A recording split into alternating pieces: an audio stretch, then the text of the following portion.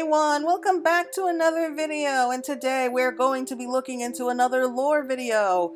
This is going to be in celebration of Little Ladies Day. So out here in the real world, we are celebrating the return of spring. Winter is slowly starting to fade away, and in a lot of places spring is already appearing. And this also brings with it Little Ladies Day. In other words, spring has also returned to Eorzea, and the motherly matron has seen fit to bless the realm with botanical bounty of precious peach tree blossoms. The city-states are now clad in shades of pink, as it can only mean one thing: the return of Little Ladies' Day, where young maidens from across the realm are treated as princesses for a day. So what's so special about Little Ladies' Day? Well, unlike a lot of other holidays that we have here in Eorzea, it's a little bit more, I guess, ambiguous, because it doesn't have like a holiday that it coincides with the outside world. Such as how we have Valentino's Day is of course coinciding with Valentine's Day, we have Christmas as the Starlight Festival, and we also have the All Saints Week, which is of course the Eorzean version of Halloween. So I thought that it would be a fun idea to start looking more into the history and lore of the holidays that we have here in Eorzea. I plan on doing a Valentino's Day video too before this whole event is over, but because we're having a combination of both Valentino's Day and Little Ladies' Day, I figured that I would be doing Little Ladies' Day first. And whenever a new holiday comes around, I do plan on doing more lore videos coinciding with that. So let's start off here with Little Ladies' Day. So it all starts off with the legend of the Lost Lady. According to Eorzean lore, the legend of the Lost Lady begins like this. 300 years ago, the city-state of Udal was ruled by an iron-fisted sultan by the name of Baldric Thorn. He was a man feared across the region for his quick temper and even swifter justice.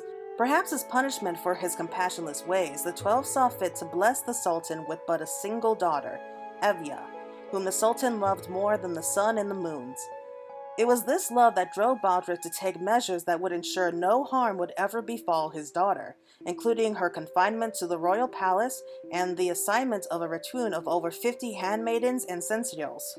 As the princess grew older, however, a longing to explore the unknown land which lay beyond the palace walls tugged at her soul, until one day, in a devilish display of wit, she switched clothes with the miller girl come to the palace with her mother to deliver flour to the kitchens. Once Evya had exchanged her beautiful gown and tiara for the spoiled rags of a commoner, it proved a little trouble to pass unnoticed through her legion of servants and slip out into the city for a day of wicked fun. Sadly, it did not take long for the palace to realize something was wrong. Upon discovering that his only daughter was missing, the Sultan, overcome with rage, immediately ordered the Sultanate's entire standing army to scour the city until they had found the princess. As for the royal impostor, thinking that Evya had been kidnapped by the girl's mother, the Sultan ordered the miller's house torn apart, her family arrested, tortured, and thrown in the royal amulet. As luck would have it, the princess had not wandered far from the palace and was discovered in a nearby market by her father's men. Once back in the safety of the palace, Evya revealed the whole ruse to her father, explaining that she had conjured it all on her own, and begged that he show mercy to the miller's family. Upon realizing that the atrocities committed to the miller girl and her family were without warrant, he had the family released from the oubliette and summoned to the royal audience chamber. Here, not only did he personally apologize to the family and order the royal architects to design and build them a new home, but in a move most unexpected, Baldric himself offered to serve as the daughter's sentinel for a full day, saying that no young woman, regardless of her standing, should be denied the respect due all citizens of the Sultanate, that all girls, common or noble, are ladies in their own right. Rumors of this unforeseen display of humility were quick to spread through Udal and ultimately proved to be extremely well received amongst the small folk who, until then, had perceived their leader as little more than a heartless depas. So well received they were, in fact, that the Sultan declared one day from each solar year on which he would select via lots a common girl from the city and serve as her personal sentinel as he had done with the miller's daughter. It was said that before the events of that day, relations between the spirited princess and her stern, overly protective father were strained at best. Though the father claimed to love his daughter dearly, the form of his love took was that of a stifling sort. The princess's disappearance and return changed everything. Sultan Baldric gained a newfound respect for his daughter's independent nature, while Princess Evia realized that her father's treatment of her was born of simple misunderstanding, not lack of love. The bonds between the two grew only stronger in the months and years to follow, and the two came to be celebrated as the most ideal embodiment of father and daughter that the realm had ever seen.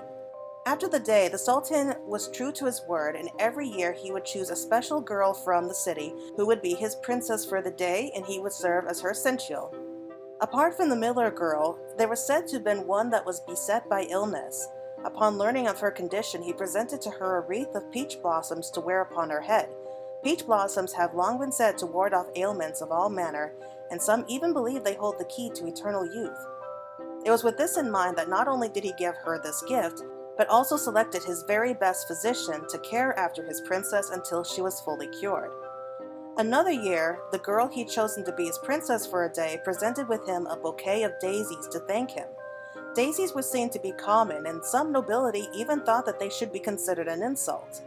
But knowing how hard the girl had worked to pick them, he gladly accepted the daisies, and bade his attendants fashion them into circlets. After he removed his own crown to place it on his head, he gave her a second one saying, "We are the same, you and I." And so daisies from then on were seen as symbols of happiness.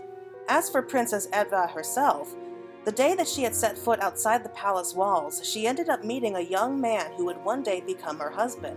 The boy was so smitten with the princess's beauty that he vowed that he would one day become a knight and rise above his station, so that they could be wed.